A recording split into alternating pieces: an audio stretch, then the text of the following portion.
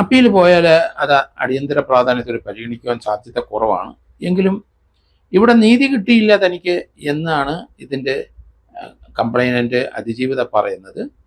അവിടെ കോടതിയിൽ നിന്ന് മാറ്റാനായിട്ട് പല പ്രാവശ്യം പറഞ്ഞിട്ടും ആ കോടതി മാറിയില്ല. ഹൈക്കോടതിയിൽ സുപ്രീം കോടതി പോയപ്പോൾ എനിക്ക് നീതി ലഭിച്ചില്ല, എനിക്ക് മറ്റൊരു ജഡ്ജിയാണെങ്കിൽ ഇതിൽ കൂടുതൽ എനിക്ക് നീതി ലഭിക്കും എന്ന് ഉണ്ടെന്നുണ്ടെങ്കിൽ അവർ കൊടുക്കുന്ന ആ ഒരു അപേക്ഷ, സാധാരണഗതിയിലെ ഒരു കേസിൻ്റെ അപ്പീൽ അതിൻ്റെ സീനിയോറിറ്റി അനുസരിച്ചാണ് ഹൈക്കോടതി നോക്കുന്നത്. എത്ര സീരിയസ് ആയ കേസാണെങ്കിലും ശരി, അതിൻ്റെ സീനിയോറിറ്റി അനുസരിച്ചാണ് ഹൈക്കോടതി നോക്കുന്നത്. ചിലപ്പം 1 വർഷം 2 വർഷം 3 വർഷം കഴിഞ്ഞൊക്കെ അത് ഫയലിൽ സീനിയോറിറ്റി അനുസരിച്ച് എത്തുള്ളൂ, അപ്പോഴാണ് നോക്കുന്നത്.